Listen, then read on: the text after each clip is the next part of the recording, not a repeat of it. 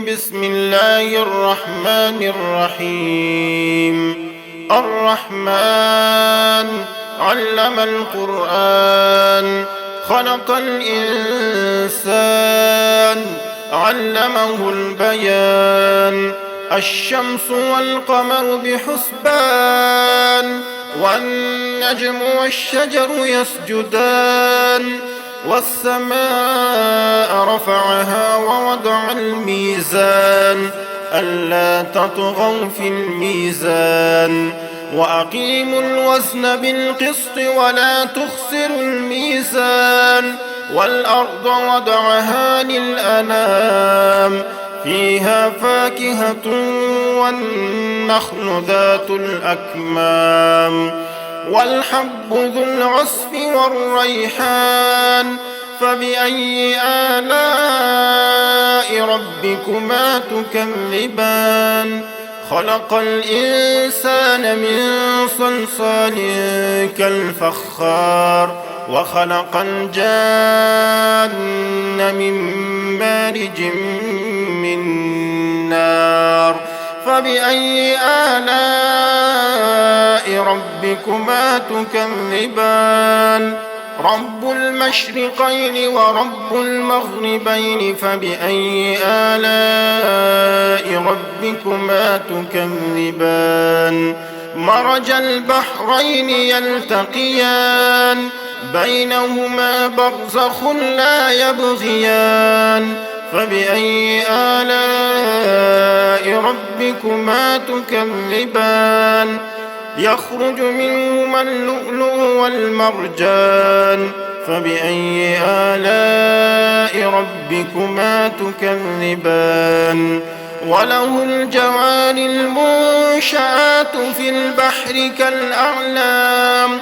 فبأي آلاء ربكما تكذبان؟ كل من عليها فان، ويبقى وجه ربك ذو الجلال والإكرام. فبأي آلاء ربكما تكذبان؟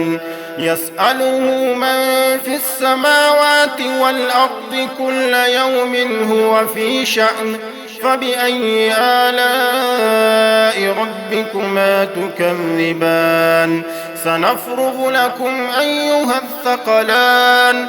فبأي آلاء ربكما تكذبان؟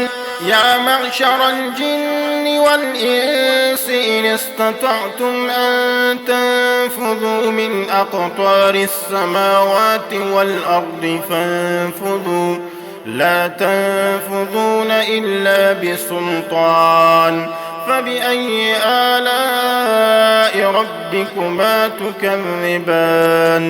يرسل عليكما شواظ من نار ونحاس فلا تنتصران. فبأي آلاء ربكما تكذبان؟ فإذا انشقت السماء فكانت وردة كالدهان. فبأي آلاء ربكما تكذبان؟ فيومئذ لا يسأل عن ذنبه إنس ولا جان. فبأي آلاء ربكما تكذبان؟ يعرف المجرمون بسيماهم فيؤخذ بالنواصي والأقدام. فبأي آلاء ربكما تكذبان؟ هذه جهنم التي يكذب بها المجرمون، يطوفون بينها وبين حميم آن.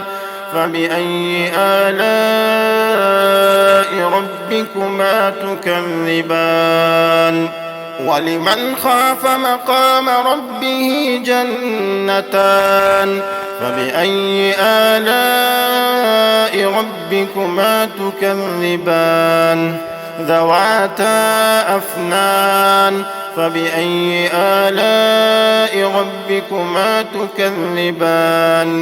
فيهما عينان تجريان فبأي آلاء ربكما تكذبان فيهما من كل فاكهة زوجان فبأي آلاء ربكما تكذبان متكئين على فرش بطائنها من استبرق وجنى الجنتين دان فبأي آلاء ربكما تكذبان فيهن قاصرات الطرف لم يطمثهن إنس قبلهم ولا جان فبأي آلاء ربكما تكذبان كأنهن الياقوت والمرجان